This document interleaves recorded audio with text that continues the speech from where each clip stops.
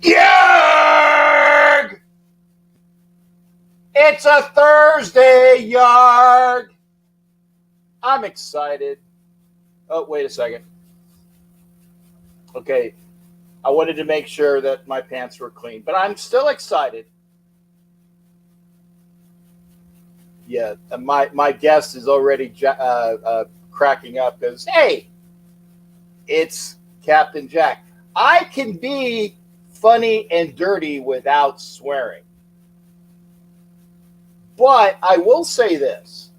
And where's the banner? Okay, because I know people are watching. Okay, you are watching on Roku TV. We are on the Northeast Streaming Sports Network. You're on my network, which is YouTube. We're on Roku TV.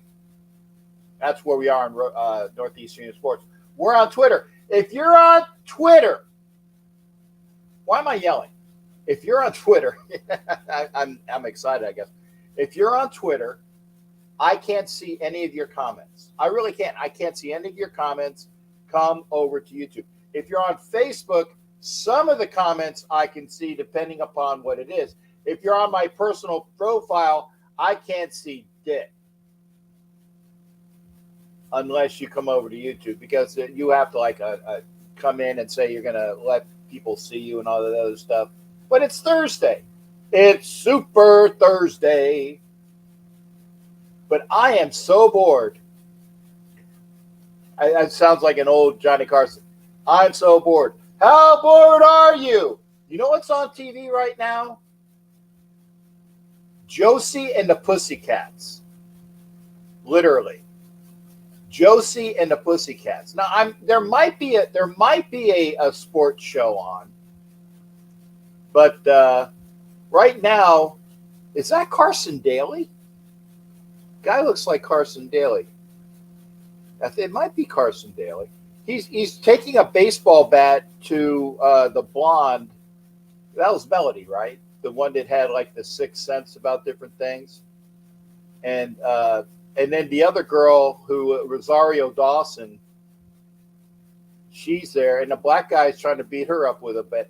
Why you have these good-looking girls and you're trying to beat them up with a baseball bat? These are stupid dudes. Stupid. But I'll tell you somebody who's not stupid, and that is my special guest. And we're bringing him in early because he gave me the old grandpa crap like, oh, I'm old and I got to go to bed early because I got to get up with the chickens. And I respect that. I respect that. T3, Tom Jones. It's not unusual to be loved by anyone. Na na na na na. Hey, Tom, Captain Jack, how are you doing tonight? I'm good, man. Anytime I can sing Tom Jones, looking at you, and I don't have a bad voice. It's not fantastic. I don't have a bad voice, but your voice is great because you are the voice of reason. Hey, the real Tom Jones is 20 years older than I am, and he's still got more hair than I have. I wasn't even going to say that.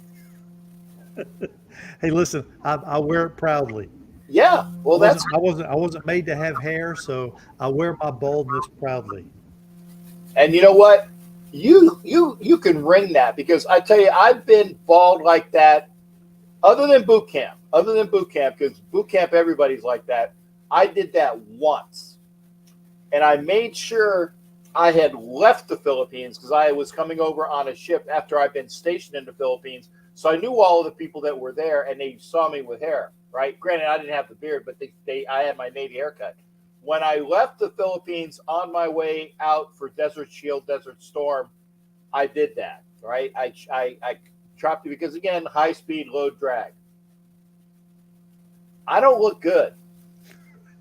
I don't look good with like a chrome dome. You sir, you look marvelous. Well, thank you. I appreciate that. Yeah, It's the last haircut I'll ever need. yeah. And you shave a shite ton on shampoo. Absolutely, absolutely. Well, what would you like to know tonight, What would I like to know tonight? besides the winning lottery numbers? Yeah, I mean, I want that. I want to know which large-breasted, awesome-bootied chick in Vegas is gonna do the captain the next time I'm there. That's what I want to know. Well, I have it in my Rolodex, but I don't have my hand. I don't have it with me right now. Okay, well, you didn't do the Great Karnak like you said. It's this chick and she. I need numbers and I need Okay. to know when. That's all I got. Okay. All right. We'll catch up later with that. Okay. But the other thing I want to do and what I want to know, and I know, like I said, you're the voice of reason. I want to know how you feel about a couple things. First off, because it's of immediacy, how do you feel about there? I guess there's a football game on Sunday. Okay. That's question one. Okay. Question two is how do you feel? And I kind of put it in the tagline. How do you feel about all of this, rigmarole and little bits of information that we're getting out from the press about a certain soon to be, most likely not officially, but probably so, ex quarterback of the Las Vegas Raiders? I said all that because it's true. Soon to be, possibly, but we don't really know.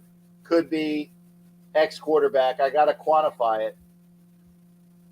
Of the Las Vegas Raiders, who the last time I saw was making a inroad trip to Nolans, and I'm gonna go from there. And I want to thank everybody that's in here. While you're doing that, I'm gonna throw up the names that are here. And thank you for being here. Like it, share it. And Tom, what you got for me tonight as well? And you can, in order, you can give me the Super Bowl, or you can do the Derek Carr stuff. Let's do the Super Bowl first, Okay. and then I'll get into Derek Carr, and then I'll get into what I think the Raiders should do with the quarterback position going forward. Ooh, that's a bonus. I didn't even ask that. There we go. So we talked about that a little bit earlier this week, and it's like we haven't had a whole lot of time in because we spent some time with you and me and Heidi earlier in the week. So first things first, Philly is going to win the Super Bowl by at least 10 points. Ooh, I hope so. And I believe that the Chiefs will have at least 3 turnovers in the game. Ooh, I like that too. That's going to be the kicker. The Philly defense, I think, is going to be too stout. They're going to figure things out. They're going to fill in those cracks and find what those cracks are in the Kansas City offensive line. They're going to put pressure on Mahomes, very similar to what Tampa Bay did a couple of years ago, and force some turnovers. And if you know your history, you know that if Mahomes gets rattled early, he is liable to make some mistakes. Mm-hmm. And I think that's going to happen. The Philly defense is going to bring pressure, unlike what he's seen pretty much all year. And very rarely do you get a Super Bowl where you have the top 2 teams facing off against each other, and that's exactly what you've got this year. But I just think Philly's got too much, and they are the hunter. Kansas City, I think, is the hunted because they have more recently had a Super Bowl. So I think that's how that's going to turn out. All right. So there's number 1. Now, number 2, let's go to Derek Carr. I've always been a Derek Carr lover. I've always been a Derek Carr supporter. I want Derek to find the best situation for him. I will not be rooting for him once he's no longer a Raider. I want him to do well, but I will not be rooting for him. Now, having said that, he's made not only one but two trips to New Orleans now. Um, all signs are pointing to the fact that a trade is imminent, according to some sources. But as Lee Corso used to say on college Not football so game day, not so fast, my fast. friend. See, I was ready for you. You were ready. I don't think a trade's going to happen. And here's why. In order for a trade to happen, I think the Saints and really the Raiders need to have more than one team in the bidding war. And right now, if the Saints are the only team that is talking to Derek, they're sitting back and saying, well, why do we need to give up any draft capital when we can just wait for him to get cut and then sign him? And it does not benefit the Saints to offer up anything when they know they can get him in a deal and they can get him a little bit cheaper. It also doesn't benefit the Raiders because, again, even though it's a handshake deal, the Saints could always back out of it. Now, the Saints would have to know that if they did back out of a deal, that could have some long-lasting repercussions for them if they wanted to do any type of trade with any other team in the future. But it Right. doesn't mean they're locked in. What it does do is it hampers the Raiders to be able to continue with their off-season free agency program and say, okay, we'll be able to do X, Y, and Z. They won't be able to do that because if the Derek Carr thing is still up in the air and things are not set in stone, which they won't be until the league year starts, they won't be able to go ahead and line up all their ducks and say, okay, we're going to go after this free agent, then this one, then this one, then this one, until all the Derek Carr stuff is settled. And if it's not settled, let's say if a trade is initiated and they come to an agreement on a trade. Let's say Derek gets on a bike traveling to make a sermon at one of the local churches and he gets hit or is injured or something happens. Well, the Raiders are on the hook for that. And again, that just leaves a month's worth of limbo. If they go ahead and agree to a trade and say we're going to do this in principle, things don't happen until the league year starts. A lot can happen between now and then. And the Raiders will be on the hook for that. I think Dave Ziegler knew when this whole deal was crafted a year ago, I think he knew that if things did not work out with Carr, that there would be a walkaway. And the takeaway from that walkaway is the money that you save by cutting him. The money you save by cutting him. That is the benefit. Now, if they were able to get something in return for him, like a third-round pick, fourth-round pick, or even a fifth-round pick, great. That's gravy. That's a bonus. I think that's what they're hoping for, but you can't count on that. Even if they agree to a traded principle, you cannot count on that. I think the only thing Dave Ziegler can count on is saving that money up front by cutting Derek Carr, which I think is what's going to happen. Okay. Now, having said that, and I like the fact that I'm not the only long-winded guy on here because I don't think you breathed that entire time. So I breathed twice. You did. Okay. It was so smooth. I didn't even catch it. Okay. It's that radio background. There you go. I would say you are correct, but I also think that there are people that haven't really been announced yet, because I'm hearing that it's Carolina once in, and Tampa. The fact that I am in fake pirate land here, I'm hearing that as well.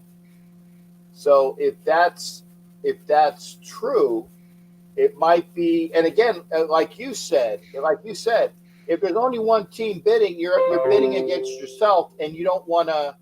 You can say, well, I'm not going to give you whatever I wanted. Well, I was going to give you a 3, but I don't need to give you a 3.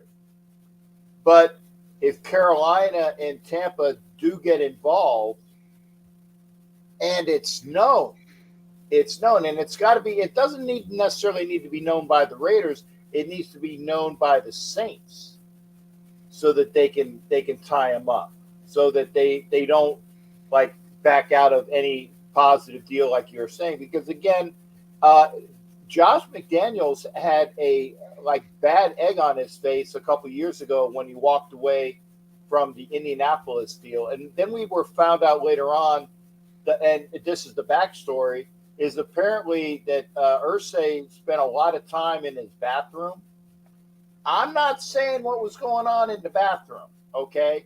You can have conjecture there, but it freaked out the wife. And because of that, that was one of the reasons he backed away. I also been told by no uncertain terms that they gave him like a view of what was going on, and they said they painted a rosy picture for him in Indy, and then he got a chance to look behind the curtain, and he noticed that the cupboards were bare, and he was being fed a bill of goods that wasn't really there, and that's another reason why. So if you put those reasons together, plus happy wife, happy life type of thing, that's one of the reasons why he backed out. So they do need to know, and the they being New Orleans, that there are other bidders for him. And I think that might happen, but we won't know until, it's the 9th. I think the counter's 5 days, basically? We're recording on February 9th, and the Raiders have to make a decision by the 15th. And there's been only one team in the mix so far. If I were the New York Jets, I would at least make an attempt to do that. Now I'm not sure he would go there, but again, they're probably more ready, built to win. And Derek Carr's indicated that he wants to go to a winning team. Carolina is not a winning team. I think it would be a great situation with him, with Frank Reich as his coach, but they're not a winner. They're not going to be a winner until after he's retired. Point blank. He could go into Tampa. That could be a winning situation. But again, you're looking at, and again, I always believe that the NFC South would be his best opportunity, because again, you're looking at 4 teams that it's a pretty wide open field. They all need quarterbacks. I'll even say Atlanta needs a quarterback, to be honest with you. But it's hard to say exactly what direction they're going to go. But I just don't see a deal getting worked out. I don't think that there's enough time. If another suitor enters the mix, I don't think that Derek's got enough time to meet with the teams and to really determine what he wants to do before that February 15th deadline. He's already indicated he's not going to extend it. Yeah. So I don't see that happening. I don't see the trade happening. I think this is all great. It makes for a great story. It makes for great people on podcasts to indicate, maybe they'll get this in return for Derek or this in return for Derek. And I'll tell you what, if I was the 3rd round draft pick that was coming to the Raiders in exchange for Derek, particularly if it's a quarterback, what the hell kind of pressure would that be?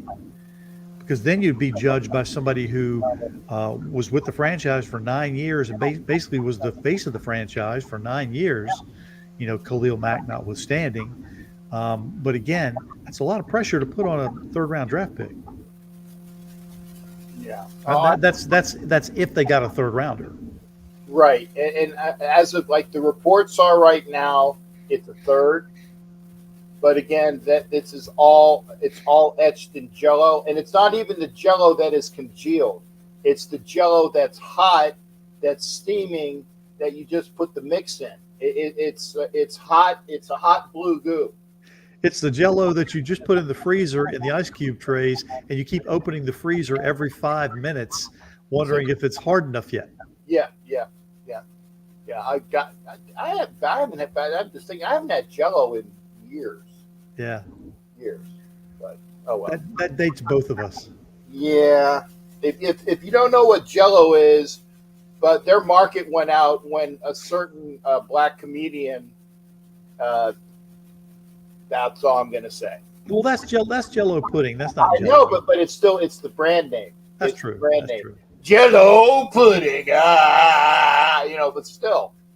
but the name, I know that's pudding, but it was the name. The Jello pudding got you the Jello, or at least Any kid who went to public schools in the 70s, 80s, or even 90s knows exactly what Jello is. right. Right. See, Sharif, aka Black Thanos, I still get the sugar-free Jello. Again, I haven't had Jello in so long, Sharif, and I apologize again. It's one of those things where it's hot and I got to put the fan on, and when I put the fan on, I get what is it?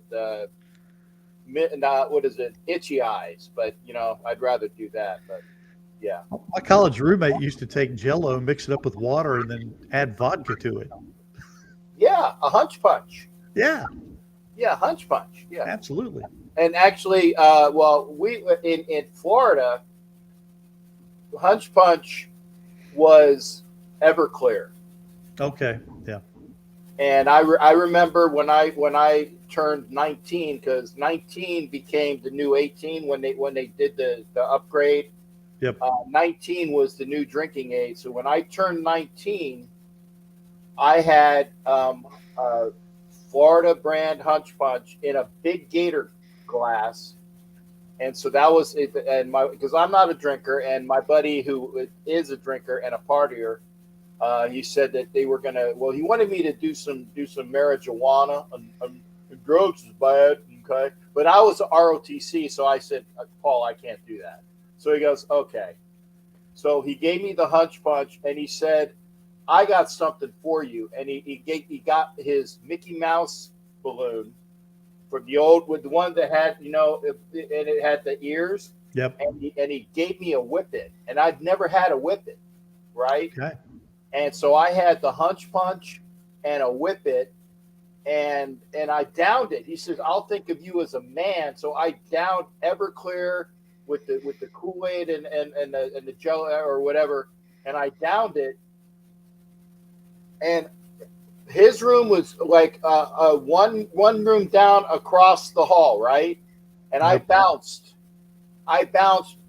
on the walls getting back to my room after I did the Everclear and the Hunch Punch. So I'm sorry, old story. But we were talking about Hunch Punch. We were talking about Jello. We were talking about what was going on. What the hell were we talking about other than Derek Carr trying to be traded? I think we were going to talk about what the Raiders were going to do with the quarterback position. Or we're getting ready to anyway. Yeah, there you go. So I will tell you what the Raiders should not do, what I think the Raiders should do, and what I think the Raiders will probably end up doing. Okay, I will say, before you say this, because I know what it is, because we did have your podcast, and please be sure to plug your podcast, Tom, because you thought yours and my thoughts are the same for what they should do, what they shouldn't do, and I don't know what the third one is, but I'll chime in on that and see if it's the same. But I know that we have the same thoughts. But go ahead and plug that podcast. Well, thanks for the platform, Jack. And of course, you can hear Jack along with Heidi and me on the Only Nation podcast. We usually put an episode out every week. So just type in Only Nation podcast on your favorite provider, and you'll find that there. You'll also, if you're interested in Raiders history, I will plug this again. I do another podcast called Raider Roots Podcast. And of course, it takes every single year of Raiders history, and we're getting up to episode number 70 pretty soon. So we look at key games, we look at every individual season, every result, and we talk about everything going forward. So I'm in the process of putting together 2018 right now. So we're getting close to the current. So this brings us back to the quarterback situation. Now, first of all, I think what the Raiders should not do is they should not make a play for Aaron Rodgers. Now, I would love to see Aaron Rodgers in a silver and black uniform. I've loved him from day one. I thought that the Raiders should have drafted him back in 2005. That's one of Al Davis's big mistakes. And I really thought that when he jumped up a couple of spots in the draft, that's where he was going to go. But he didn't. And of course, we all know the two franchise trajectories at that point. But I simply think that it's too much to sacrifice. It's too much to mortgage, really, to bring Aaron Rodgers in. You don't know if he's got 1, maybe 2 years left. He may not even have any years left because he's in that uh, anti-sleep deprivation chamber right now, trying to figure out his way and growing his hair long and eating granola and probably smoking some little weed as well. Who knows what's going on with Aaron Rodgers? He might retire. He might have 1 year left, 2 years left. We don't know. Aaron But Rodgers smokes weed. I don't know. Yeah, if you heard it on the internet, it's got to be true, right? Oh yeah, yeah, that's true. So you can't count on Aaron Rodgers because he plays this every year game, and the Raiders don't need that. They don't need to be a part of that. And I don't care what Devontae says. I don't care what anybody else says. It is just it's detrimental to the Raiders to make that choice. Aaron Rodgers did not have a winning record this past year with a subpar crew, with a better defense than what the Raiders had. So I don't think that the Raiders can bring him in and not be able to have the money to address the other needs that they have and expect anything better. So that's what I think they should not do. Okay. Now, what I think they should do, and we talked about this earlier in the week, they need a bridge quarterback. And they've already got Jared Stidham. They need to re-sign him, and they need to bring in Jacoby Brissett. Mary Kay Cabot, who is with the Cleveland, she's a Cleveland sportscaster and journalist who I highly follow and value her opinion. She wrote up an excellent article on the talking points of all the things that Jacoby Brissett did while he was the placeholder for Deshaun Watson this past season. He didn't have a stellar year, but he had a horrible defense, one that was as bad, if not worse, than the Raiders' defense, and didn't have a special teams to back him up as well. But here's the thing. He's a veteran quarterback. He knows the Josh McDaniels system, and he is a veteran leader that every single one of the Cleveland Browns followed, admired, and said, this is our guy. Now, this is a guy that Devontae Adams can easily buy into. This is a guy that Josh Jacobs can easily buy into. This is a guy that Raider Nation can easily buy into for a couple of years. Now, does he have the stellar record that we would all want? No, he doesn't.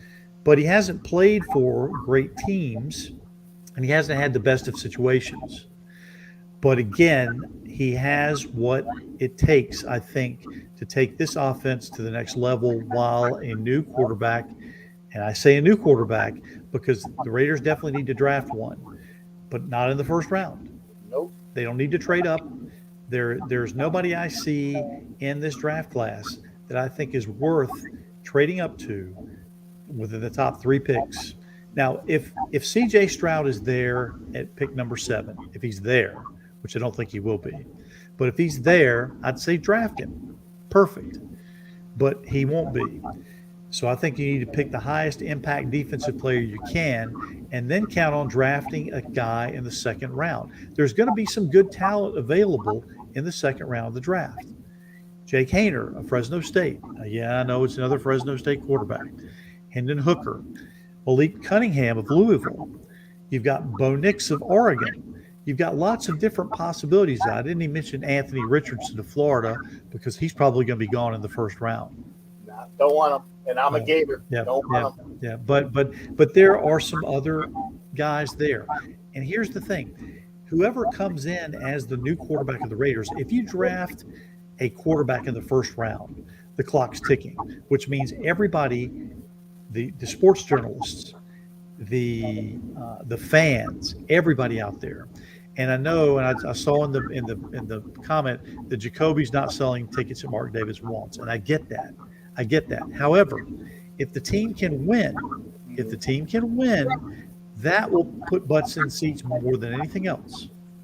That'll put butts in seats. You know, everybody talks about the San Francisco and Kansas City games and how those games were taken over by the opposing fan bases. Well, people have to understand the Raiders had already been eliminated from playoff competition at that point. So not many people were going to the games. Kansas City and San Francisco were both on the uptick. and they both had teams that were not only preparing for the playoffs, but preparing for a deep run. So why would you not want to spend a little bit of money and go to Las Vegas, which is the place to go? And I had no doubt that there was lots of red in the stadium those 2 weeks. That's probably the two opponents on your schedule back to back that could be the worst case scenario for the Raiders in terms of losing a home field advantage. Now, having said all that, they need to bring in Jacoby Brissett and they need to draft a quarterback in the second round. But that's not. I'm going to go. I'm going to go a little bit because you missed one. Okay. Matt Marinovich and I think alike as well, and I've actually have been having under good authority. I have it under good authority that the Raiders, providing he's not snapped up by somebody before us, that is who they are going to go after, and that's Tanner McKee at Stanford. And I left that name off, and it was not intentional. Tanner McKee is definitely on my list. If Tanner McKee was available in round 2, I would snap him up. In fact, I probably would take him ahead of Hendon Hooker. Yeah. I mean, because at least he's not injured. Right. And I love Hendon Hooker, and that's hard for me to say because I'm a Gator and he's a Vol, but him with the proper uniform, and besides, you got to have a Hooker jersey when it says Hooker and Raiders. I mean, that'll be the number one seller, period. I was going to say, if they drafted Hendon Hooker, how many Hooker jerseys in Las Vegas do you think will be walking around? A bunch. It would be the best selling jersey in the NFL. It would be like when Michael Vick had the what was his alter ego's name? Ron Mexico. Thank you for remembering that, Ron Mexico. And you couldn't buy it on NFL shop because they figured out why. And it was a big secret for several months. Yeah, they stopped selling it. You know, but I think you might be able to get it now that that it's like out of maybe. The NFL will sell anything. Yeah, well now, but you couldn't get it at the time. You couldn't get a Ron Mexico. And I said I'd like to get Hendon Hooker, but I have a feeling.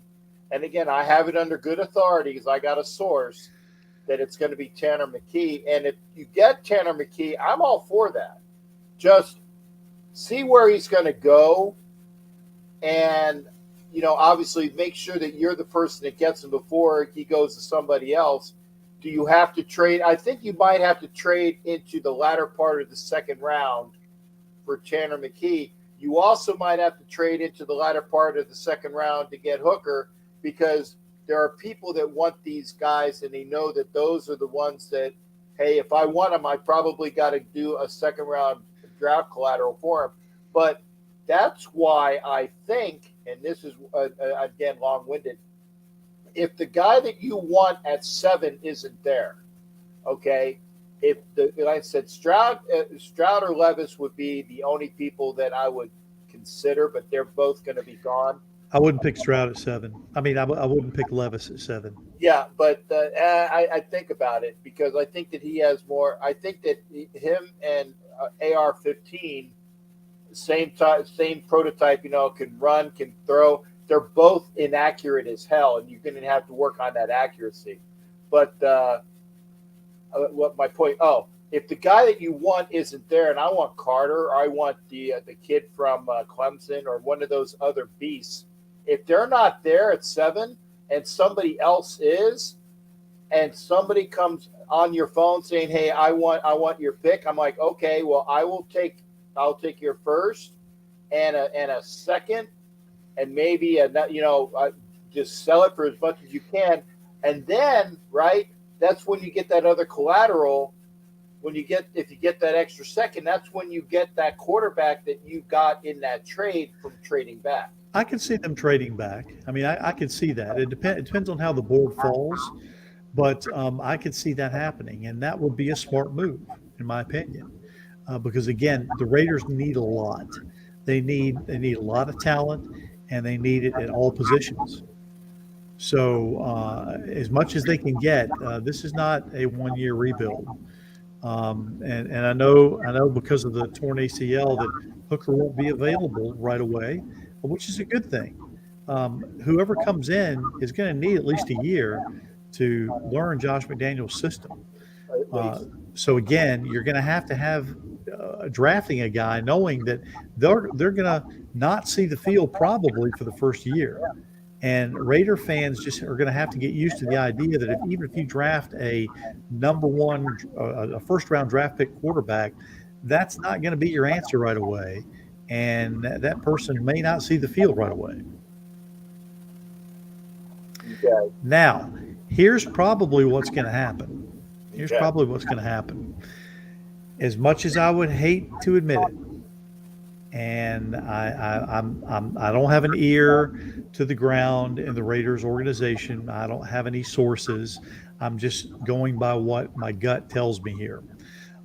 They want somebody who not only knows the Josh McDaniels system, but somebody they can afford and somebody who has won games in that system. I know And the there's guy. only and there's only one person really that fits the bill of that, and that's Mr. Injury Prone Jimmy Garoppolo. They'll be able to afford Jimmy G. They'll be able to take the money that they would have allocated other places and invest it in free agency in the offensive line and defense and other places. Now, if you go with Jimmy G, you've got Stidham. You're going to have to sign him because he's going to be coming in because Jimmy G may get a hangnail or an ingrown toenail or somebody might pull a hair follicle out of place and might get infected. But again, it's going to happen. So the offensive line is going to have to add a couple of pieces. The defense is going to have to get an overhaul, which is going to start this year. It's unfortunate that things went for Derek Carr the way they did, but I think he was given an ample sample size, and he didn't live up to his end of the bargain. He didn't play well. Now, again, not all of it was his fault, and I will grant you that, but he has to be held accountable for his part. And I've seen a decline in his skill set, and I've seen a decline in his production. And I've also seen a decline in his confidence. And that's the thing that can only change if you have a change of venue. I think a change of venue will do him good. But I think a change of venue at this point will do the Raiders good as well. And I know I'm being hard on Jimmy G, but his injury status speaks volumes. And if you can't stay on the field, you can't win. And if you can't win, you're done. And McDaniels and Ziegler both have a short leash. I think they've got a much shorter leash than what Gruden had when he first came on board with Mark Davis. So again, it was a business situation. I think Carr understands that. His ego got bruised in the process, obviously, but he understands it's a business. The NFL is a business, and business has not been good for this Raiders organization for 2 decades. Business needs to turn around, and that can happen this year. It can begin this year. Now, with everything in, Jimmy G's got knowledge of the system. Ryan Miller came on and said that he could be our next Gannon. He very well could. But Rich Gannon was durable. Rich Gannon took a licking and kept on ticking. Jimmy G hadn't been able to do that. So if Jimmy G can do that, he can be that guy. But I don't see that happening. I think the Raiders will bring him in, but I'm not sure how long he'll last before Stidham has to come right back in. So I think that's probably what we're going to see happen. But I could be wrong. I don't have an ear to the ground. I don't have any special sources or anything. But I think that is the logical landing spot. So I think Jimmy G is going to end up as a Raider as well as Stidham, and that will be your bridge plan until a drafted quarterback comes up to speed. And who knows? They could draft a guy who could come out of nowhere, AKA Russell Wilson, and set the world on fire and put everybody else on the back burner. That would be great if that could happen, because if you can get an A1 quarterback on a rookie deal, that's how you win. That's how you win as an organization. I mean, and I got you on that, and I think we both agree that I want Stidham for sure. That's a definitive. Stidham is who I want on the roster like immediately, right? But I would take Jacoby Brissett over Jimmy G because I think that if given the proper situation, everybody says, "Oh, Brissett sucks, Brissett sucks." But no, if you look at it, and I don't know if you did all the recitation of all of the stats, if you give him a decent offense, I think that he would excel in this. And the other thing is that he's durable. And granted, yeah, people say that like our luck, he comes in and like the first series he gets a Brady on the knee. Like God, I'm gonna do that. Knock wood. But yeah, he is durable more so than Jimmy G is, and I would take him, Jacoby Brissett, and then Stidham, and not as the starter, Ed, not as the starter, but as a plug and play backup. Right. And again, Jacoby Brissett not only has experience, but if you asked any Cleveland player to a man, who was your team leader during the time that Jacoby Brissett was quarterbacking, they would say Jacoby Brissett. He's a team guy. He is a locker room value. And again, this is something that the Raiders are going to need because the guy that was doing the locker room leadership is gone. And so they need a team leader. They need somebody who can come in and have the confidence to assume that leadership role and be able to carry it out in such a way that the team overall can be successful and can overcome mistakes. I don't think that Derek Carr, as much as I would like to say, had the leadership moxie to be able to really pull that team up when they were making mistakes and make them do better. I don't think he was that guy. Now, he was a great guy. He's a character guy, a guy that people could look at with pride and say, yeah, he's our guy. But he wasn't going to get up in their faces, and he wasn't going to do all the things that Brady did when he was in New England. I know I'm treading on thin ice here, but he demonstrates all the things that you would want your quarterback to do. And he can be all those things you want your quarterback to be, even if it's short term. Now, again, I'm not a Jimmy G hater. If I believed that he could come in and stay relatively injury free, I'd be on board. And if the Raiders bring him on, I'll be on board with him, and I will be his biggest supporter. I'm just saying that I don't think it's going to work. Yeah, and I agree with Ed. And like I said, if you're going to get somebody, either Hendon Hooker or Tanner McKee, you're going to have to trade back into the second round for him, late second. And hopefully you use that, like if you get an extra second round pick, you use that as collateral to bounce into that. But that's who I'm going after. I'm going after the quarterback of the future.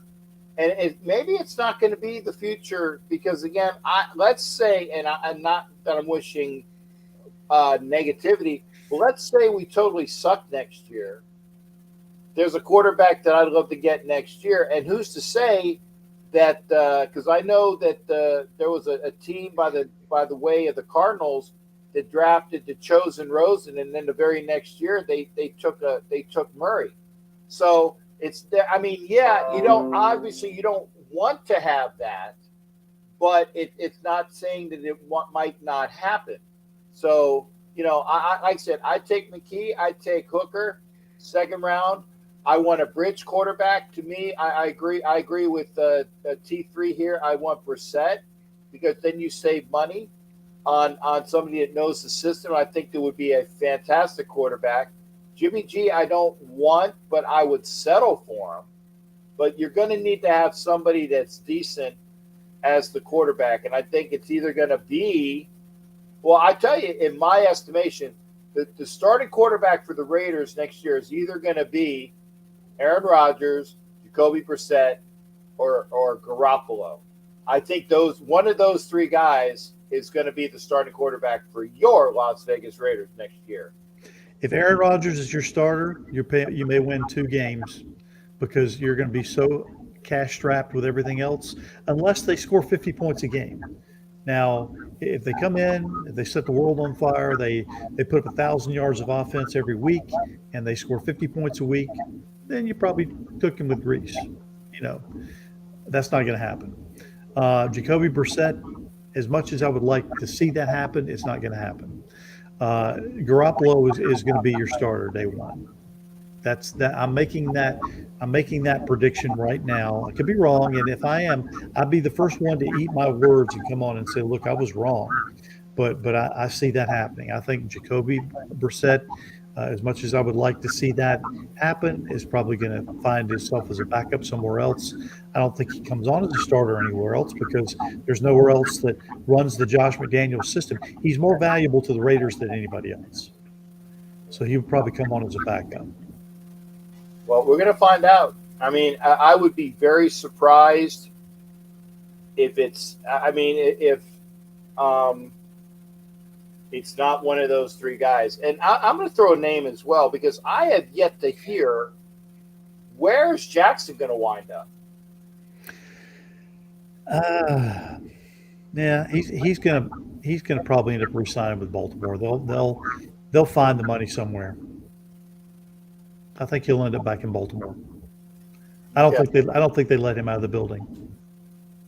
Okay, well, because again, because people aren't talking about him because there's the great unknown of what is going to happen with Jackson. And again, I'm not entertaining thoughts. I would not want Jackson to be my quarterback because I actually want somebody that is a better quarterback than running back, correct? With the Q, right. and that's no hate and discontent to Jackson, but that quarterback it needs to be bigger if you're going to survive in today's NFL, and he's just not as big as he needs to be that running quarterback, and he's going to get broke eventually, just like RG3 did, just like Michael Vick did, just like Randall Cunningham did, just like Dante Culpepper did. And these are bigger guys, and they eventually got, shellacked. I'd be surprised if he is not back in Baltimore next year. Okay, Matt says he's going to Miami.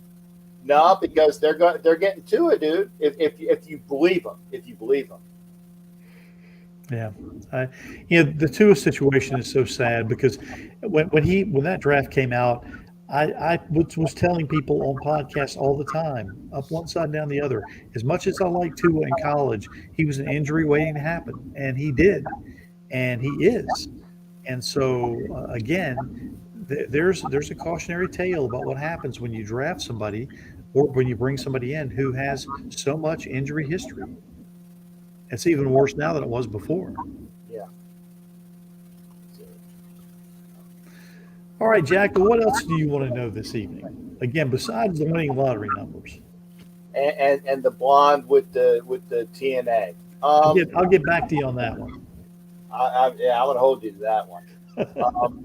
I want to make sure that because you gave your Super Bowl pick, and I agree with that as well. Not that I am going to say, I didn't pick it on Wild Wild West because I didn't want the karma thing going for me. I just said, nah, I can't. I know who I want to win. I know who I should win, whether it's going to be that or not.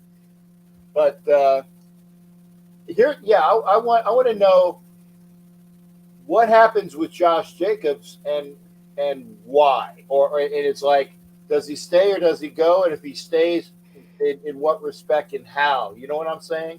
What is going to be the ultimate Josh Jacobs situation with the Raiders? Josh is going to probably get somewhere between 14 and 16 million this year. They might franchise him. They could very well do that. He's already indicated again on Media Row that if they did franchise him, he'd come back and play. I think it really depends on how the team does.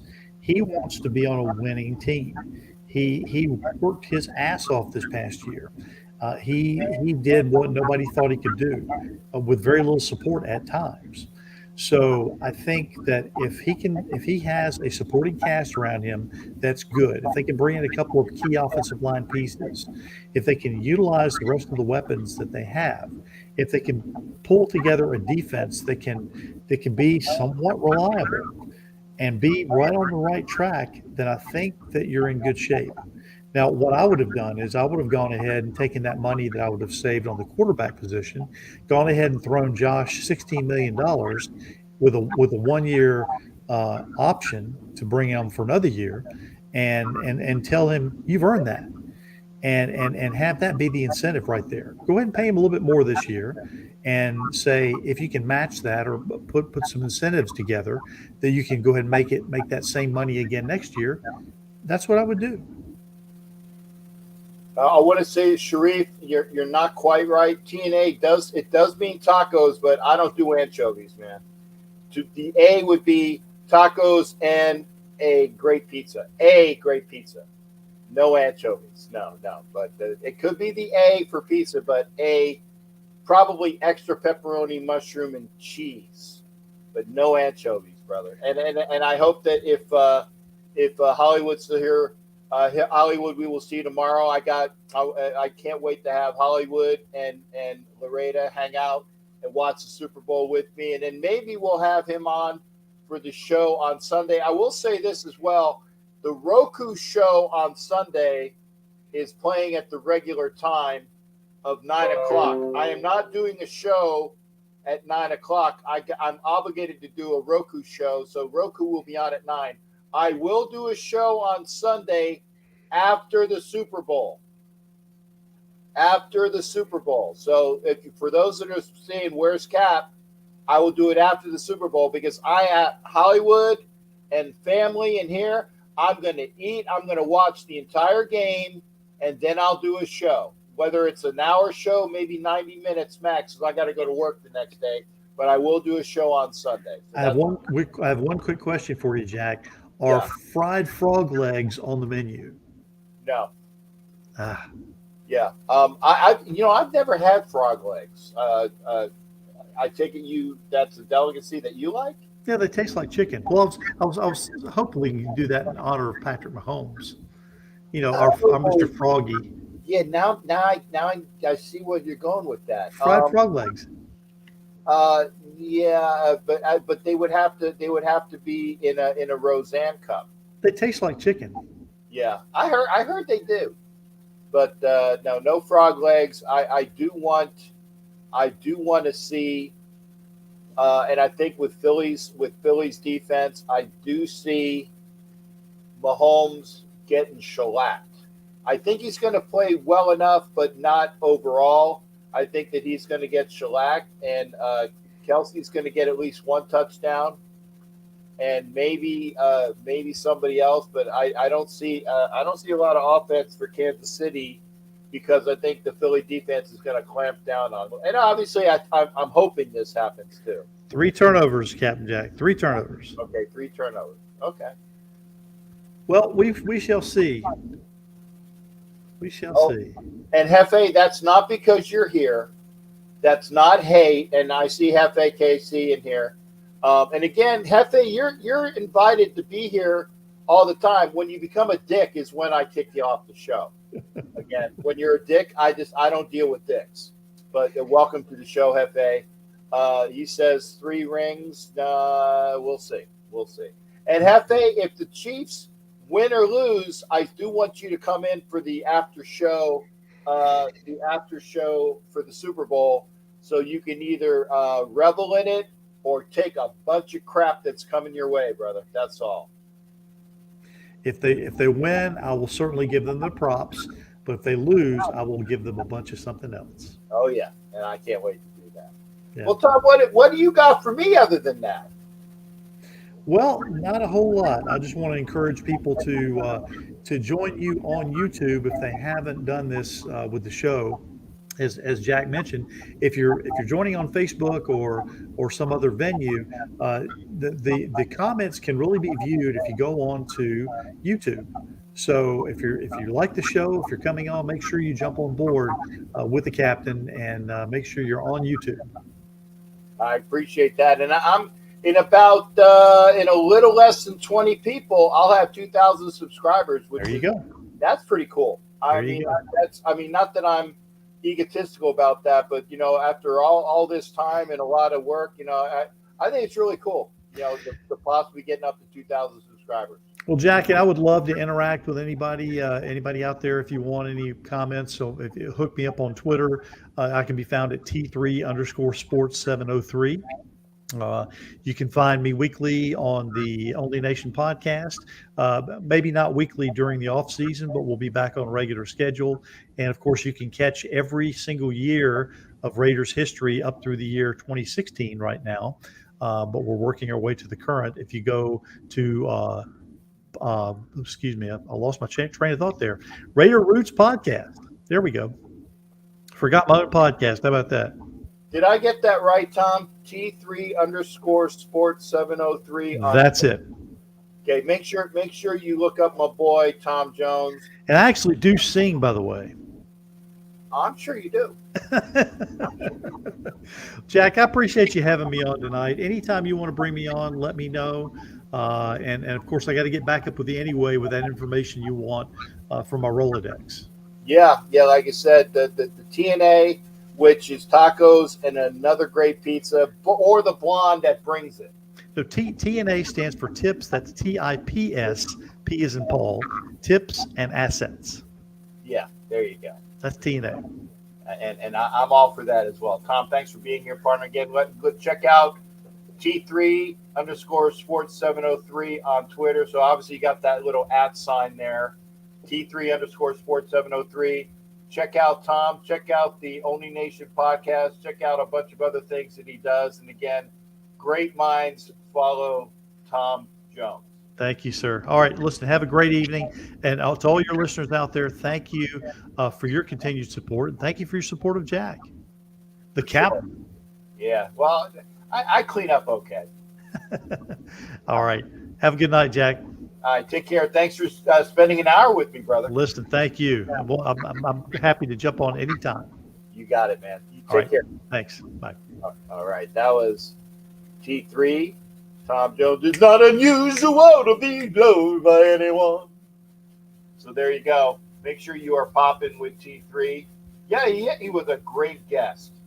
Great guest. And Billy, thank you for that. He is cool.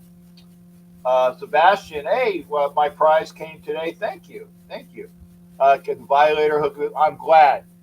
For those that didn't know, we had a show last week on the NFL Nation Live. We gave away a bunch of prizes. We made sure that we had a bunch of people that were ready for them, and Sebastian wants some prizes. So I'm glad you got yours.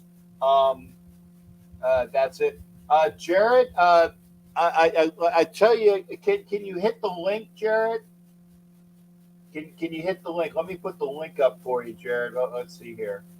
Yep, that's it. Hit the link if you can, Jared.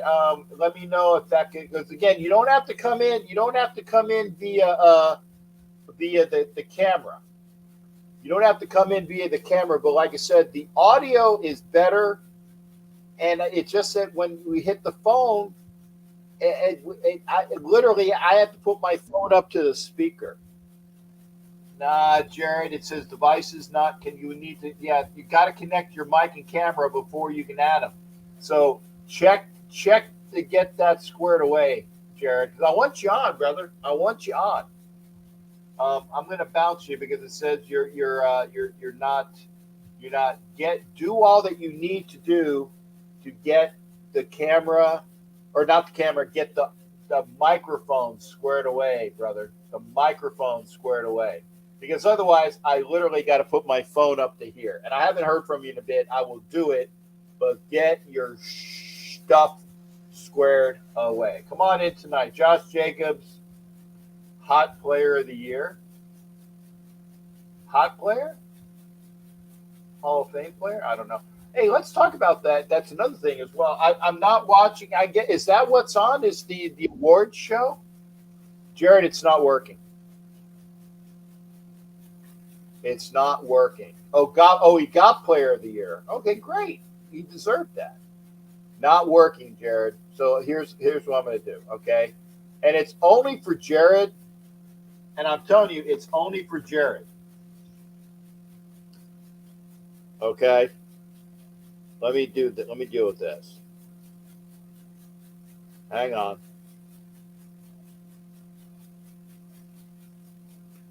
Anybody else? I need to. Okay. Pittsburgh Jared D. Vigorolova.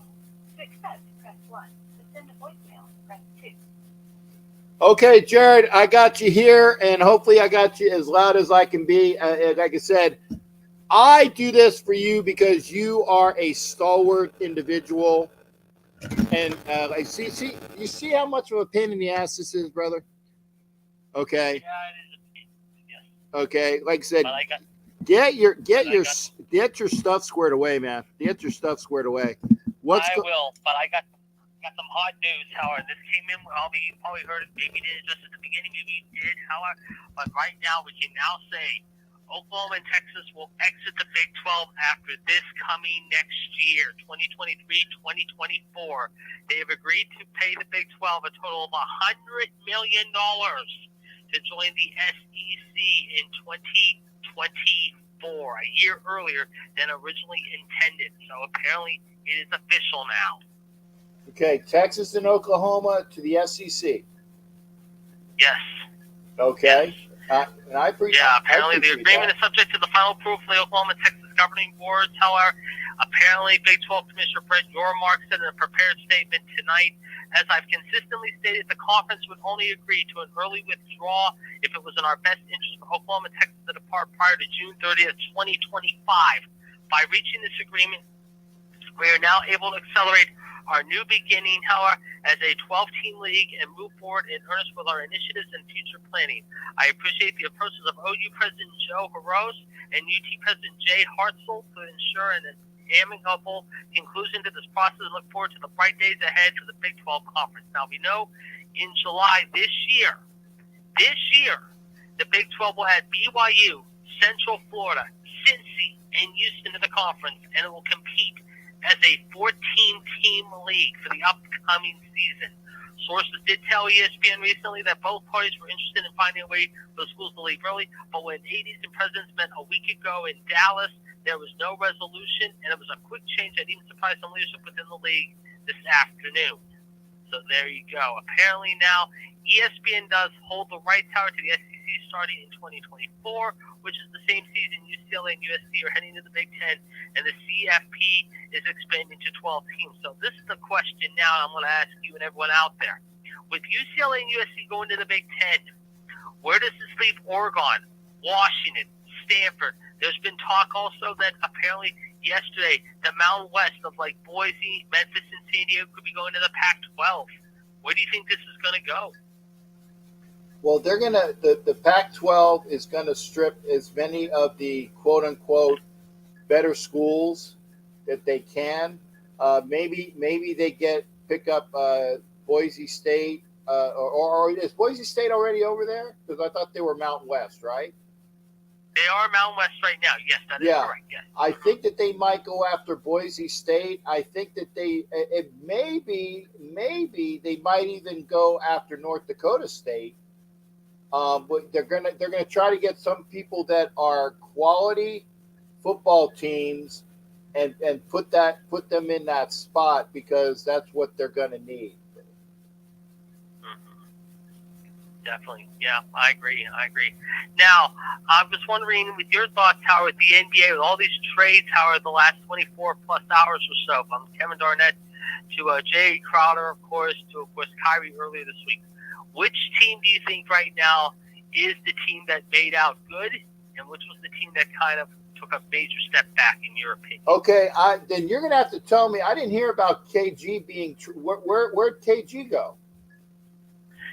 Kevin Durant went to Phoenix last night. Oh, okay. I'm sorry. Kevin Durant went to Phoenix. 11:30.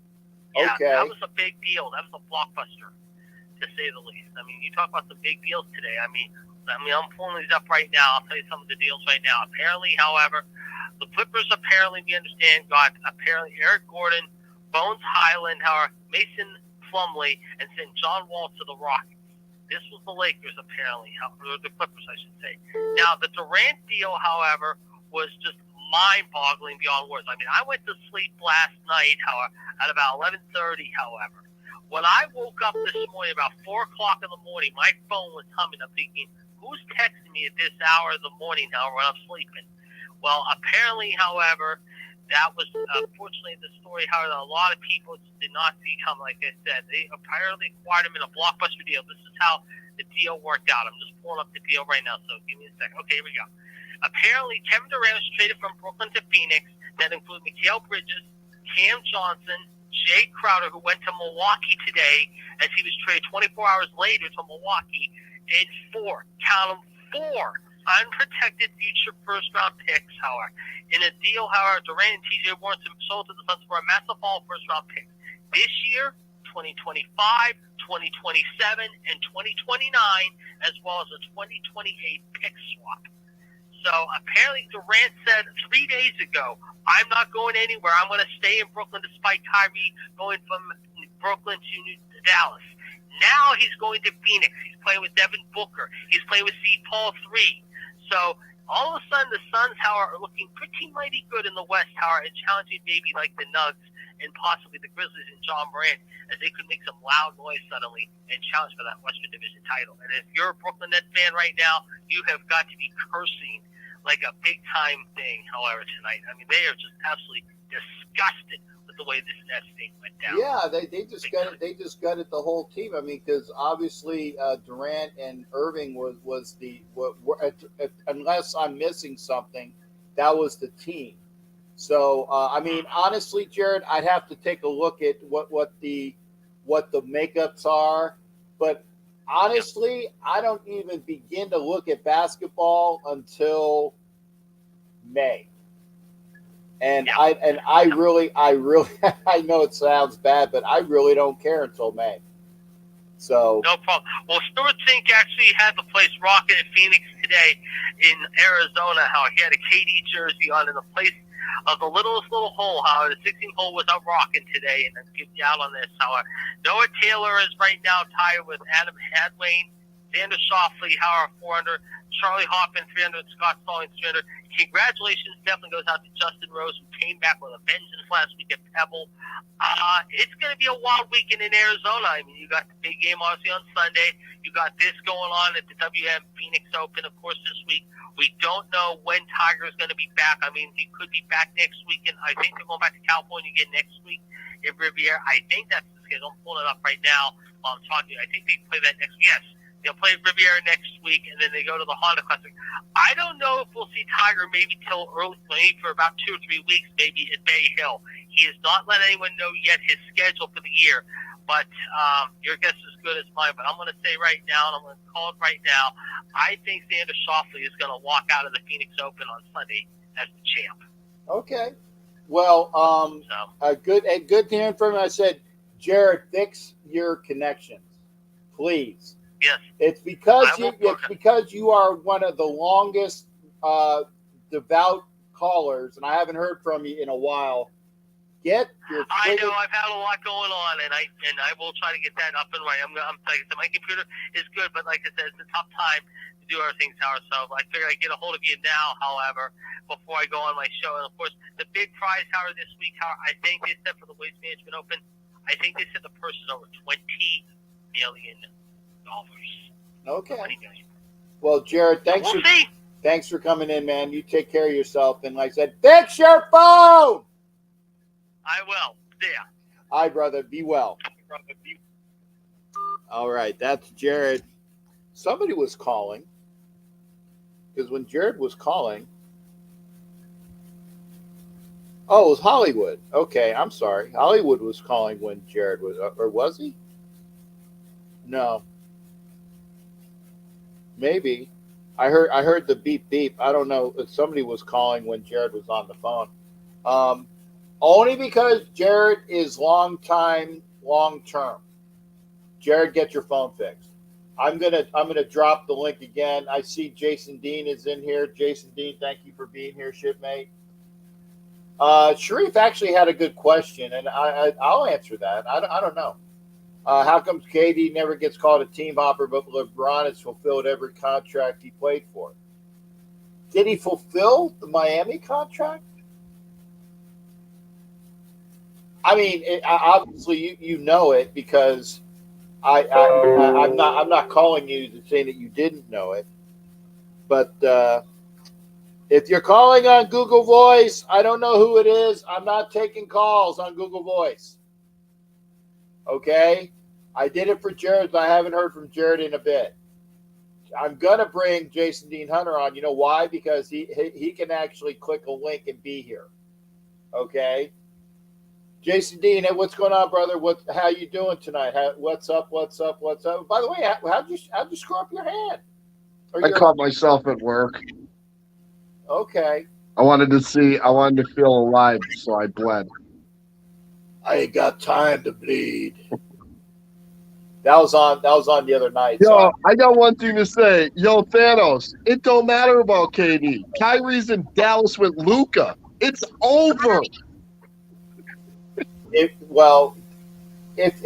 he can continue to stay healthy. Yeah, he's a flat earther. It's gonna be weird for him here. Yeah.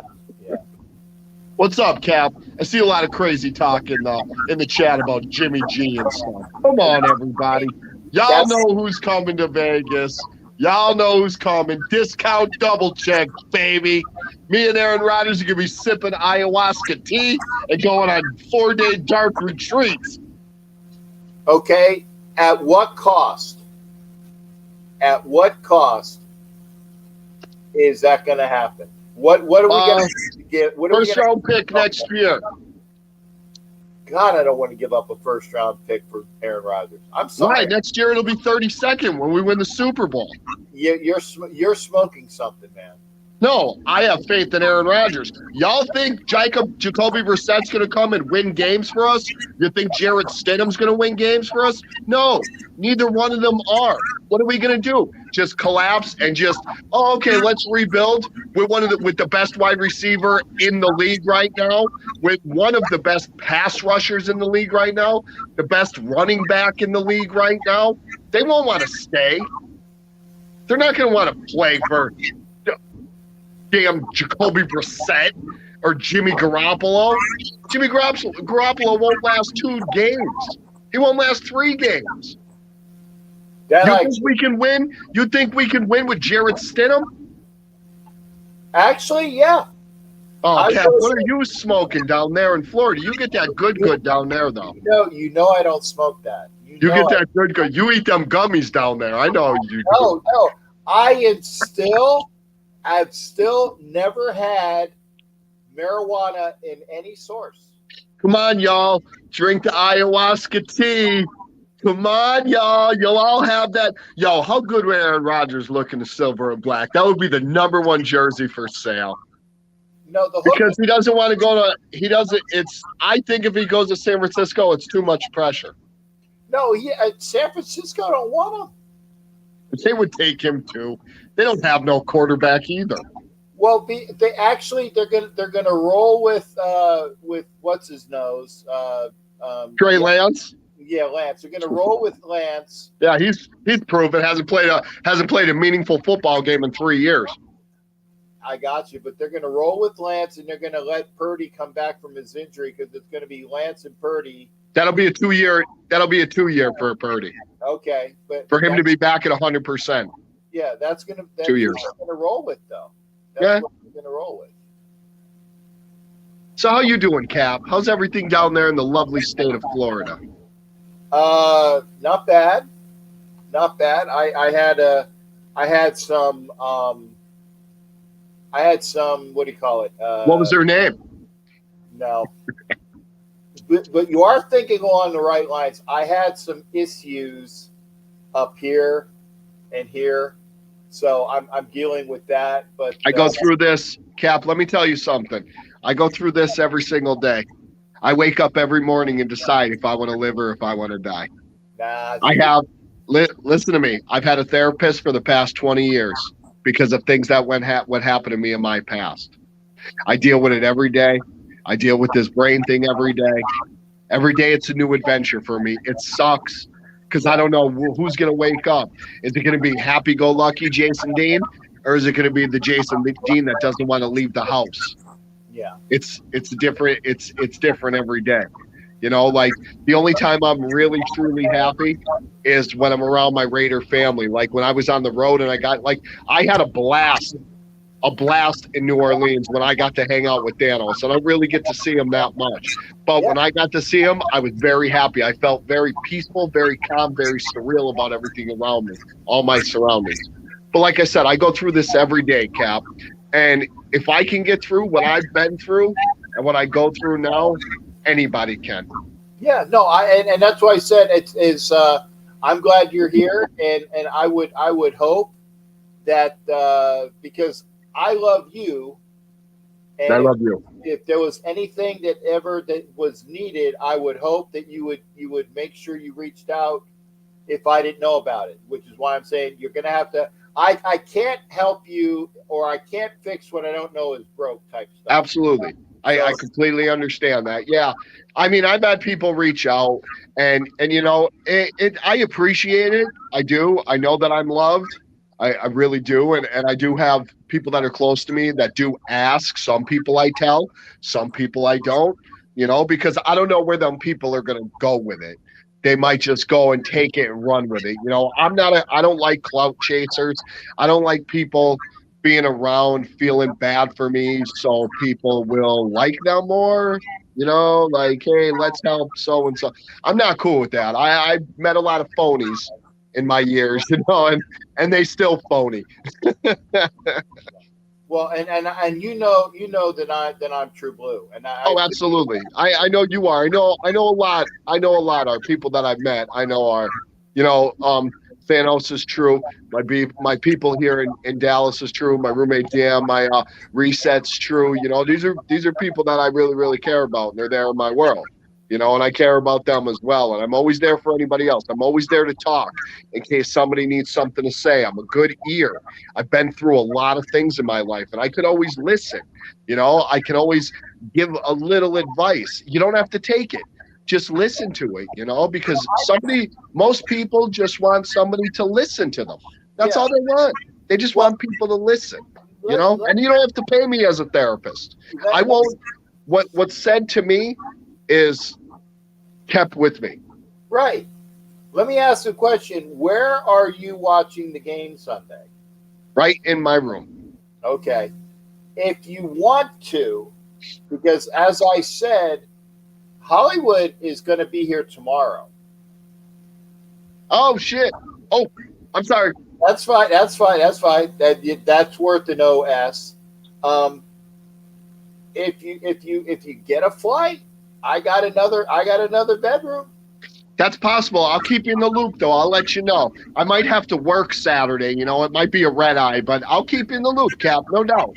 Yeah. I appreciate that. Thank you from the heart. Yeah. But I will be going to the draft, though. I will be in Kansas City. That's a guaranteed definite. Good. Because like I said, I'd take you and Hollywood and do the show on after the game. Oh, the three of us together? Look out. Yeah. Look out. Yeah.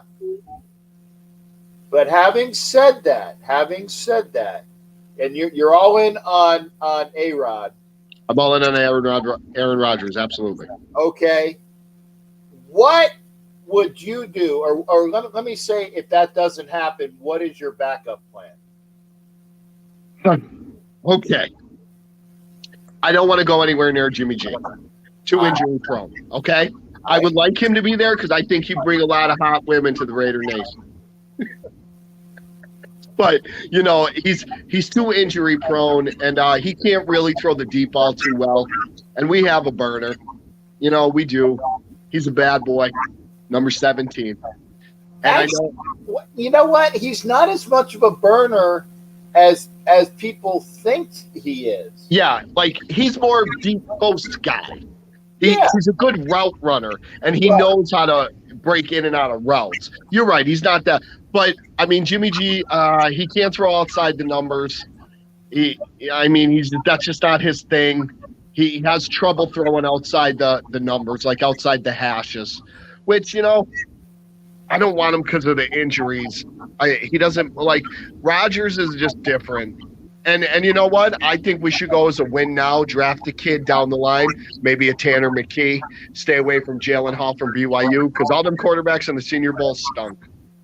Yeah, like I said, I'm all for McKee or Hooker. That's who I want. Aiden Hooker, baby. That's the quarterback that I Good want. old Rocky Top. Let him sit for a couple years. That's why I mean Aaron Rodgers for 2 years. Let Hooker heal and then bring him in, baby. Yeah, I get ourselves a right tackle somewhere. There's tackles going to be all over the rounds. We could grab somebody, get some defense in free agency, defense in the draft.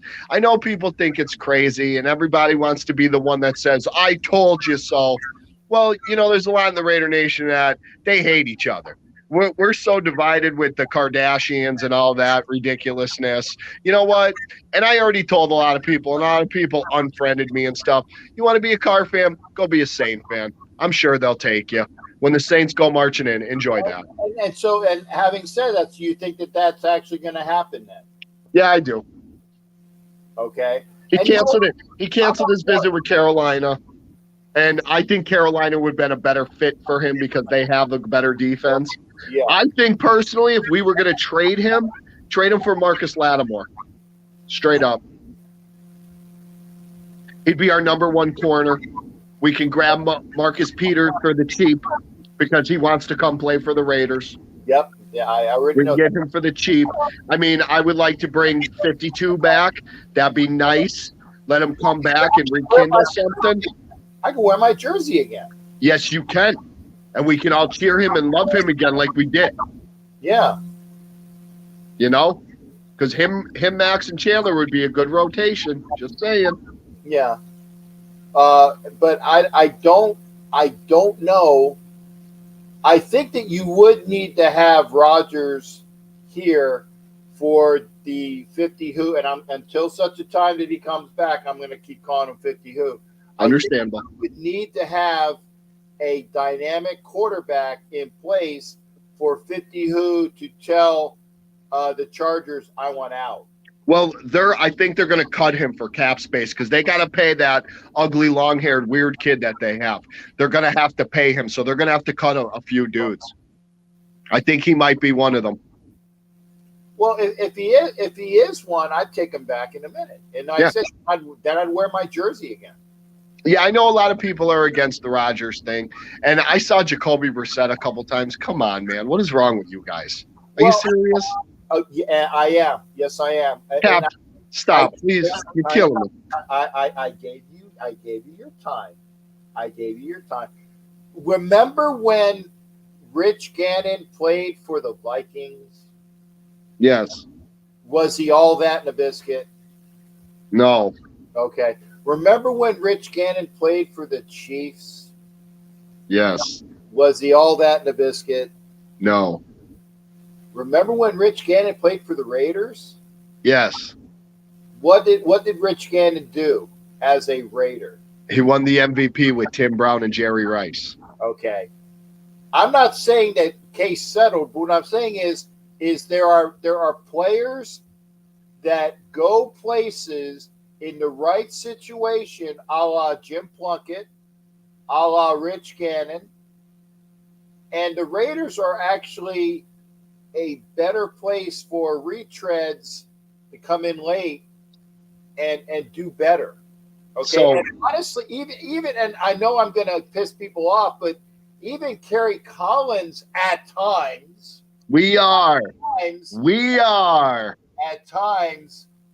played well. Kerry Collins was a good dude. He drank a lot. Yeah. I got bombed with him a couple times at Penn State. Pretty good guy. Okay. There you go. But do you really now look at Brissett last year with that Cleveland team. They had a stellar offensive line, did they not? They had a decent offensive line. Yeah, better than ours, right? I don't care what PFF said about our offensive line being 10th in the league. That's ridiculous. Our offensive line our offensive line is not 10th in the league. That was they. I don't know what they were drinking because they must have been drunk and thought it was a joke. We're gonna make the raid because that offensive line was definitely not that. They were that right side of the line was horrendous. Excuse me, but I mean, I'm not sold. I really want to put all of our eggs in the Rodgers basket, and I know nobody else wants to. They're going to say that they don't, but if he gets here, they're going to buy a number 12 jersey. They're going to cheer for the Raiders, or they're going to go be a Saints fan and cheer for them. And you know what's going to happen. If he goes to the Saints and they win that division, everybody's going to say, "We told you so. He should have stayed with the Raiders." Who else is in that division? What quarterbacks are in there? Sam Darnold, Desmond Ritter. That's why every team in the NFC South is looking for Carr. Who's Tampa Bay's quarterback? Kyle Trask? Yeah. Come on, give me a break. Yeah. They could win that division at 7-9. Yeah, exactly. And Billy Harris kept saying Bryce is going to be broken in half. He is the newest version of Tua. Bryce Young? Alabama. Yeah. Does everybody know how the size of this kid? He's a twig. And because he played at Alabama where you got monsters in front of him and the best kids to come out of high school. Come on, man, get off the Bryce Young stuff because he's going to go to Houston. I don't think D'Amico Ryans is drafting him, tell you the truth. I think D'Amico Ryans is going to draft Will Anderson Jr. Okay. I do. Which would be a better thing for him. I think he's gonna stick with Davis Mills until next year and then get one of those quarterbacks, possibly Drake May, maybe Caleb Williams. That's when he'll go after a quarterback. Yeah.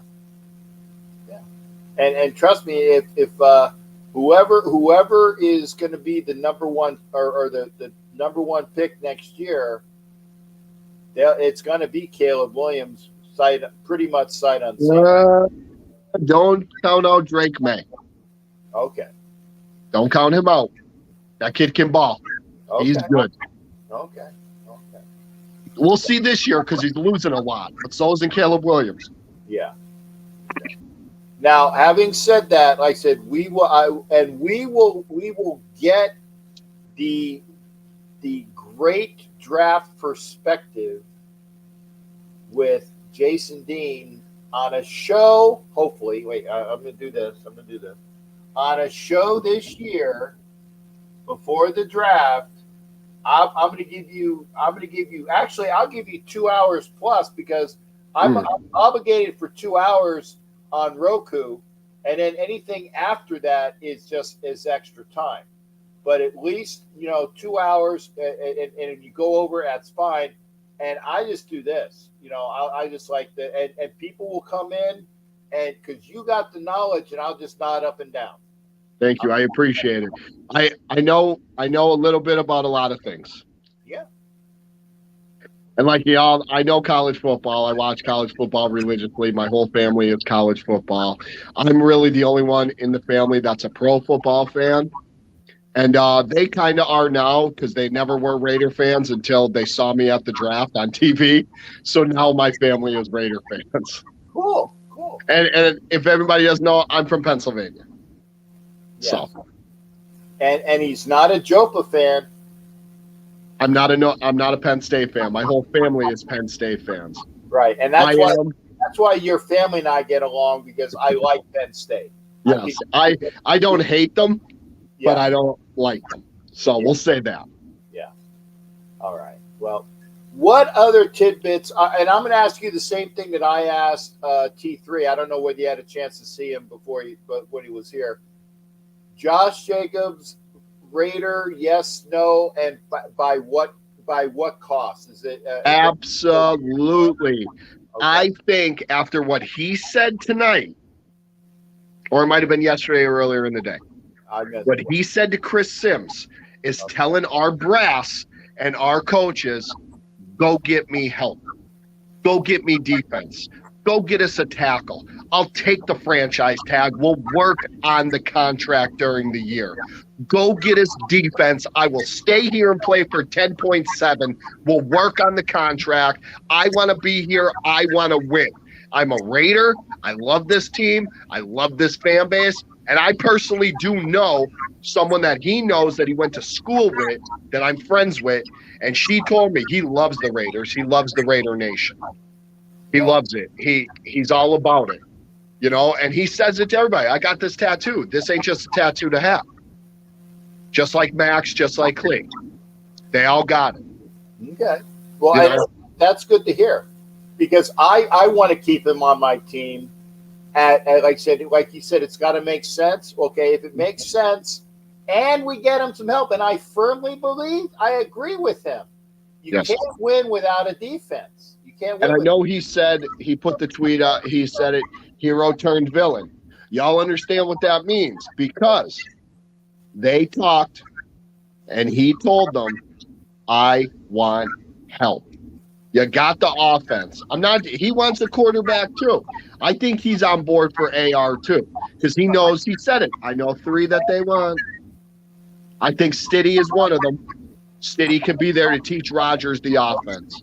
Maybe they're looking at a draft. Maybe they are looking at Stroud, which I don't want to trade up and give up a lot for him. I really, really don't. I like him. I think the kid has got a lot of upside, but I don't want to trade up to get him.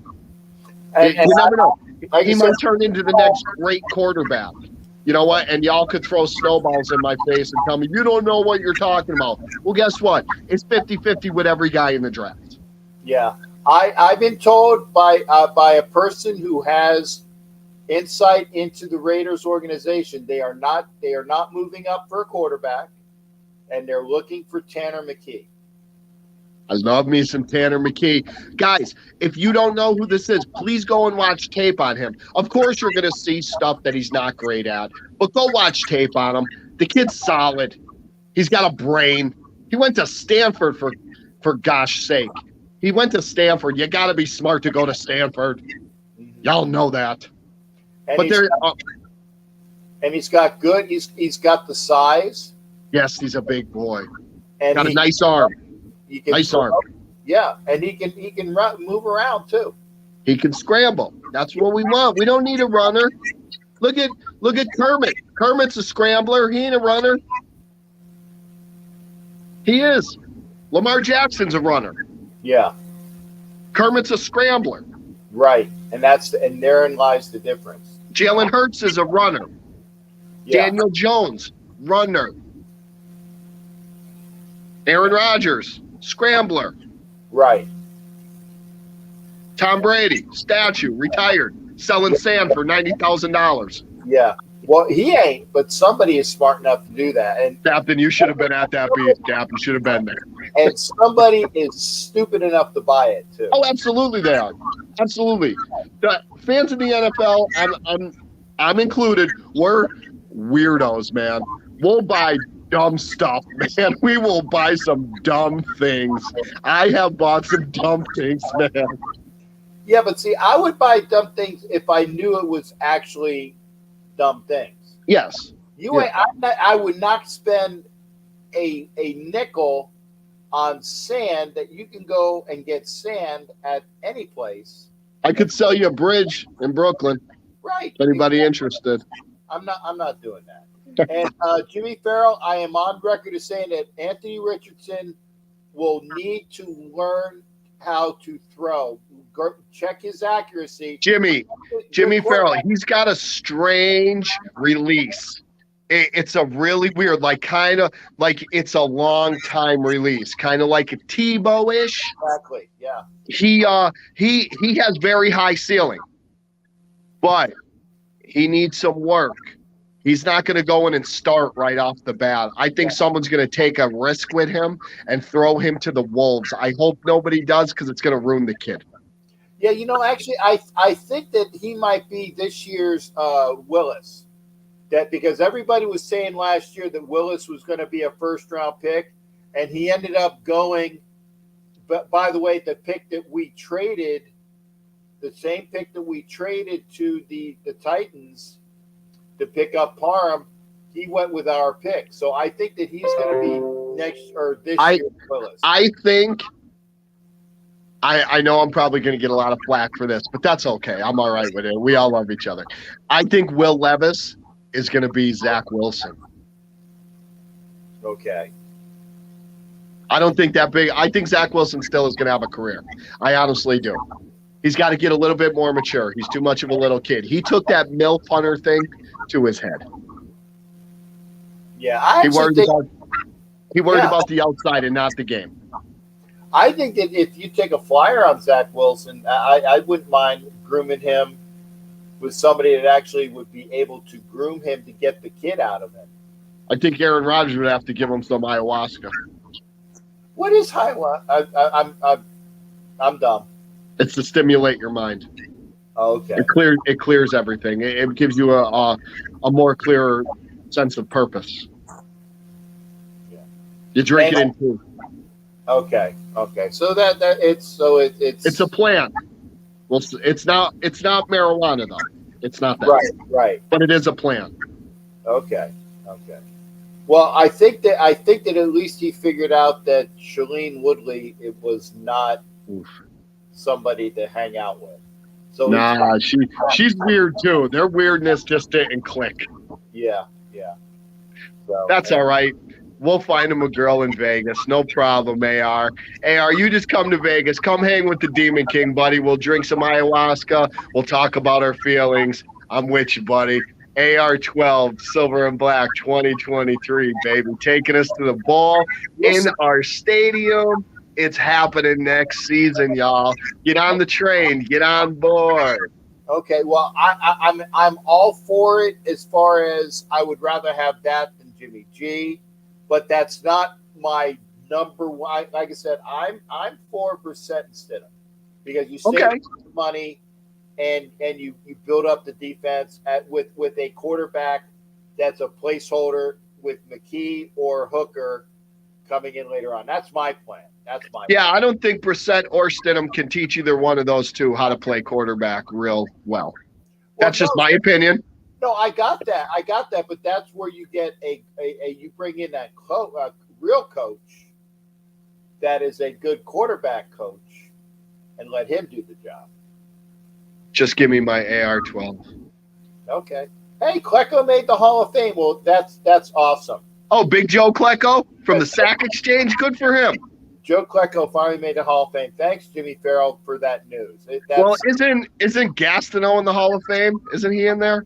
I don't think so. I don't think he actually. Is Klecko the only one from the Sack Exchange in the Hall of Fame?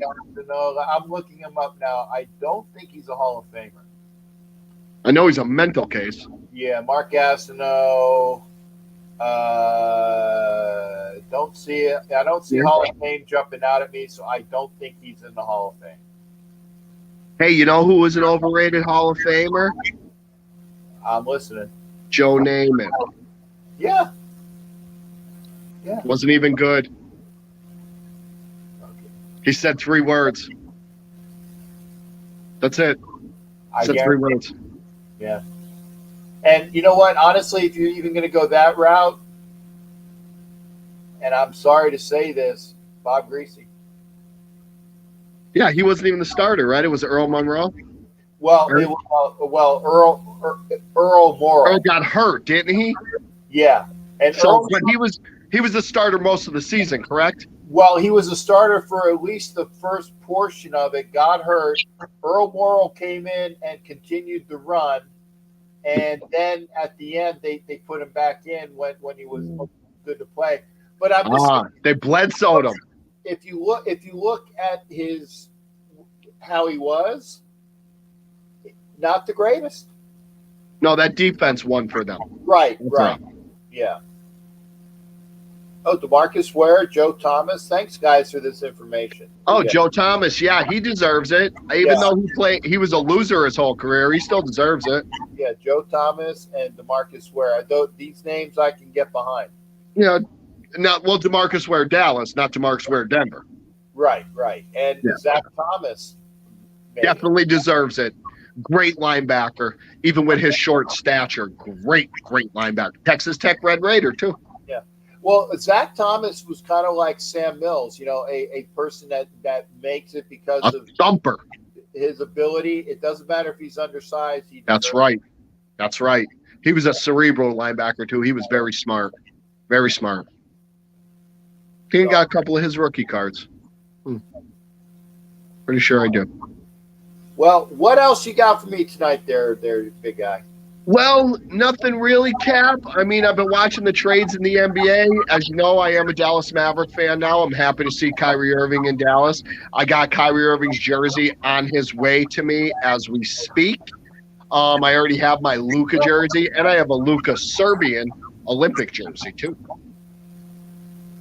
And once AR-12 becomes a Raider, that jersey will be in my hands as well. Okay. Well, I could wear. People were saying that they were going to get me a Tom Brady jersey. I said, if you're getting me a Tom Brady jersey, it better be the $300 Elite, and only because I would use it as a prize. Now I don't even have to worry about it anymore. But you can't be. It's different between Tom Brady and Aaron Rodgers. Right, know. Right. Yeah. Because again, I have no issues. Remember, I know Rodgers was a San Francisco 49er fan. Big deal. He was from Chico. He was a Cal Bear, too. You know, he's a Bay guy. Yeah. He'd be great. Don Coryell. Did Don Coryell finally make it, Mike? Air Coryell? It took how long for him to get in? Well overdue. The greatest, the one who started the air raid offense, basically. Yeah. Air Coryell with, what was it, San Diego? With Fouts and Wes Chandler and Kellen Winslow and Joyner, right? Was it Joyner? Charlie. It wasn't James Brooks, the running back? I thought Brooks was the running back. He was a running back at Cincinnati. I think this was early in his career. Maybe. I know that Chuck Bunsey was there. You'll have to check that, Captain. You check that for me when you get a chance. I think he was there. Yeah. Okay. Maybe it was early on, but I'd have to remember. I know that Chuck Bunsey was one of the running backs there, and I'd have to look to but yeah, I know Chuck Bunsey was one. Yeah. When he was not. I have a little baseball news. Yeah. As y'all know, pitchers and catchers will be starting eventually soon. Yeah. And the Yankees, my team, 27-time World Series champions, which no sports team in the history of sports will ever catch that record. So y'all suck it. But they have invited Jason Dominguez, a.k.a. the Martian, to spring training this year. If y'all don't know who Jason Dominguez is, look him up. You'll be pleasantly surprised of how wonderful this kid is. He's a monster at his age. He's only 19, I think. Maybe just turned 20. Don't quote me. Maybe just turned 20.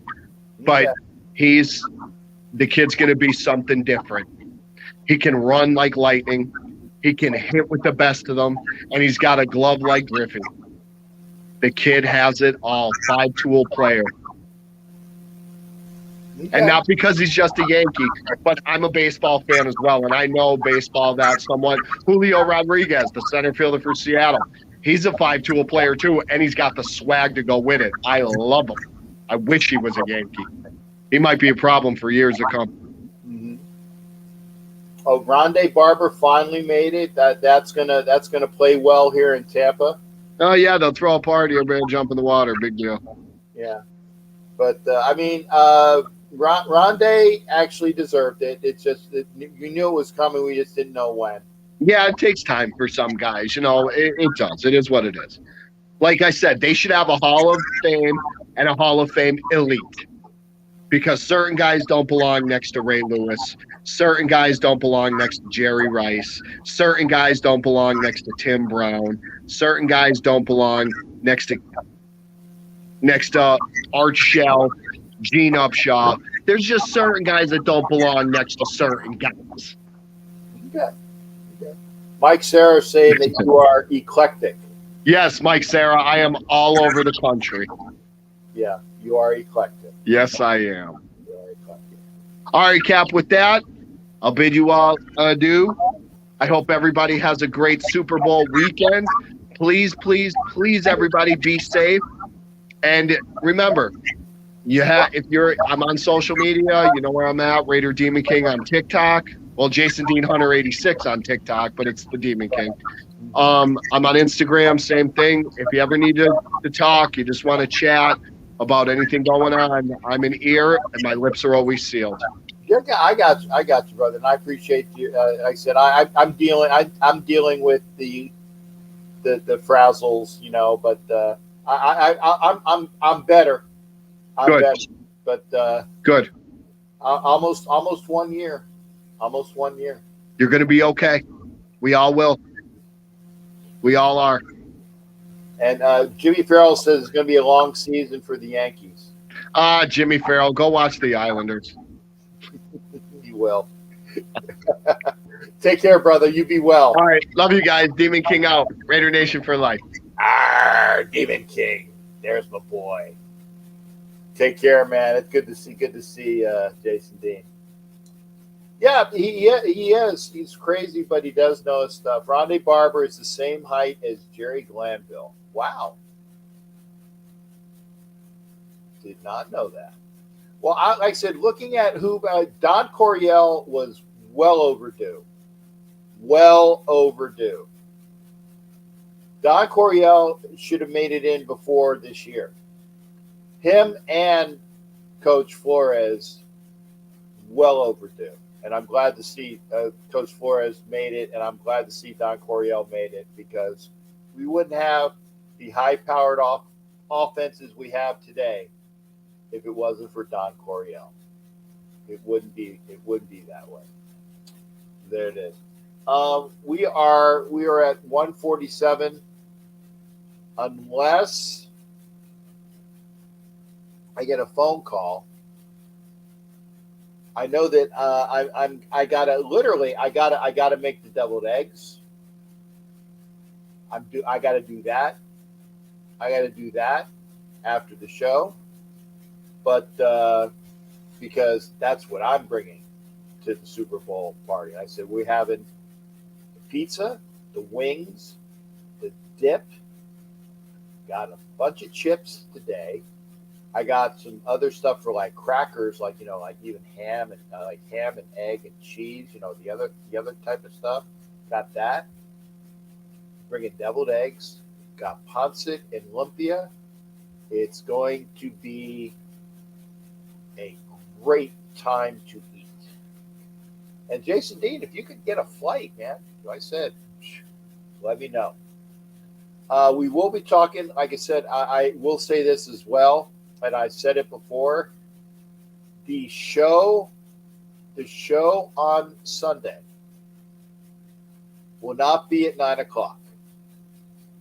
Will not be at 9 o'clock. I will have a Roku show, which is last Sunday's playing. In fact, I got to do that after the show. I got to schedule it for next Sunday.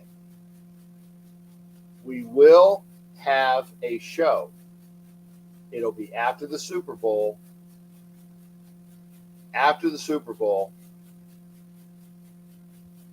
because I'm not going to not watch the Super Bowl. Somebody is calling me on, and I said it's Google Voice. I don't do Google Voice. I did it for Jared.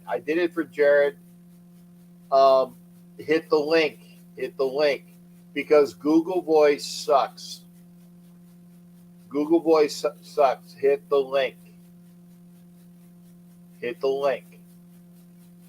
Because I gotta have good audio, and then Jared needs to get his phone fixed. And I haven't heard from Jared in months. That's the only reason why I put the phone up, because it's a pain in the ass. I admit it's a pain in the ass.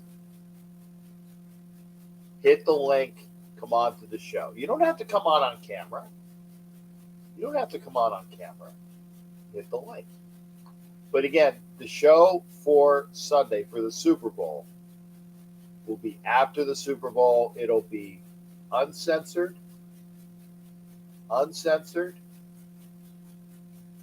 Roku will have their show, which will be a rerun of last Sunday's show. I already got a show for tomorrow on Roku, which was the Wild Wild West show from Wednesday, so I'm good for Friday. But we will have a show on Sunday. It'll be here on YouTube, uncensored, so you guys don't have to worry about any language. So I got that going for you. But other than that, like I said, I gotta make the deviled eggs. I gotta clean up the room a little bit more. Mahomes was the MVP.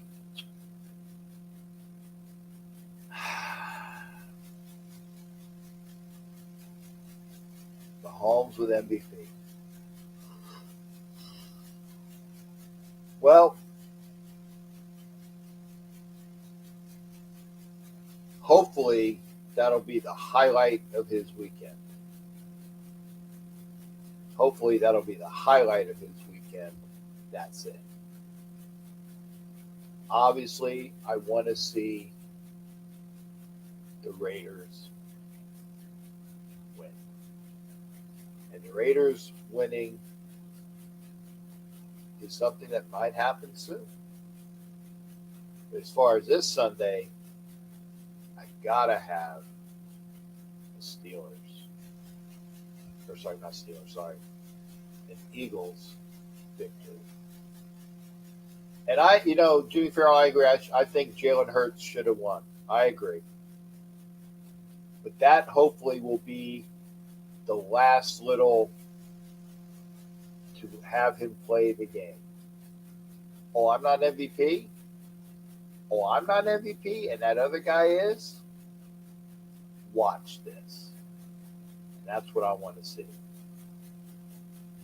But we will see that. Anyway, folks, that's tonight's show. This has been You Don't Know Jack About Sports on a Thursday night. Thank you for coming in. Like, share. Get this to all your friends. Hopefully that'll happen. And again, we are real close to 2,000 subscribers, which is pretty cool. Too close to 2,000 subscribers. And who knows after that? And I hopefully will have some other good news for you real soon. Andrew Wells liked the post. Oh, thanks, Andrew Wells. Thank you. But if you're on Facebook, come over to YouTube next time. Hurts will be MVP in the Super Bowl. Jimmy Farrell, your words to God's ears. Can't wait. But again, that's the show for tonight. Take care. We will be here after the Super Bowl. When it's done, check into the show. Don't check for it at 9 o'clock. It ain't happening. 9 o'clock Eastern. It ain't happening. Just letting you know that. But we'll see you from that. Take care, everybody. And fly, Eagles, fly. Yeah, I'll say it. We'll see you.